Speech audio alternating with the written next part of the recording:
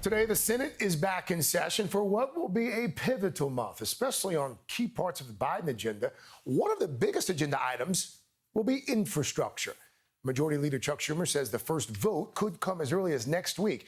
And the key priority for the president is a major reimagining of what passenger rail will look like in the United States.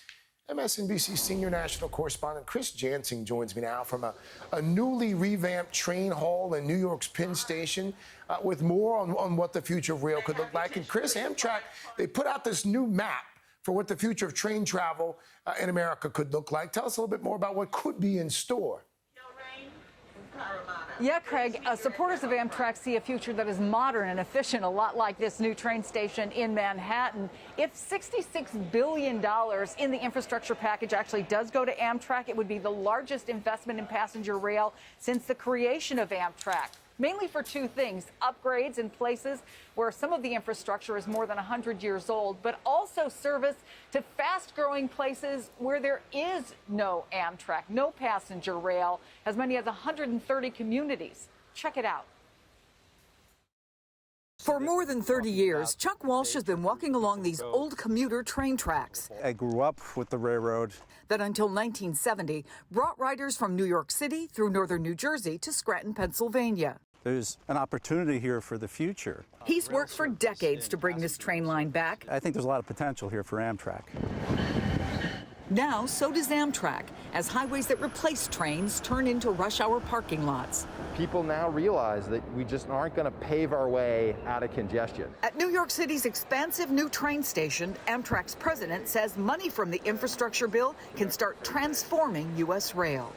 An ambitious plan expanding service to 20 million more people, linking the biggest cities in Texas, major hubs across the Southeast like Atlanta and Nashville, new Midwest connections including a 250-mile swath across Ohio, and the heavily traveled Los Angeles to Las Vegas route. Those population centers, they have enough people and enough density to support passenger rail service, and we can connect those people efficiently to neighboring communities and cities if we have the investment to do it. Which brings us back to Scranton, hometown of President Biden. Hi, how are you? Who famously commuted on Amtrak for 3 decades, and where its mayor sees unprecedented economic opportunity. I knew people that worked in New York City and lived here in northeastern Pennsylvania pre-pandemic, but that has gone up massively since the pandemic. And then tourism, of course, right? We're here in the heart of the Poconos. Scranton has a brand new train terminal, too, in the shadow of a museum celebrating the golden age of rail, ready for its second coming.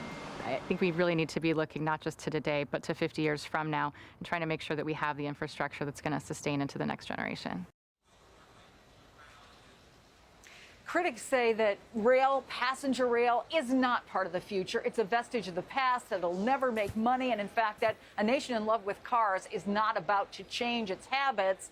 But there's a whole new world out there. A lot of folks see it, how it's developed in Europe, believe that can happen here. And they're going to model some of these first dollars from what is here in the Northeast Corridor, where it is profitable, and look for places where not only there are a lot of people and a lot of congestion, but also, like in Scranton, where folks who are local see economic opportunity.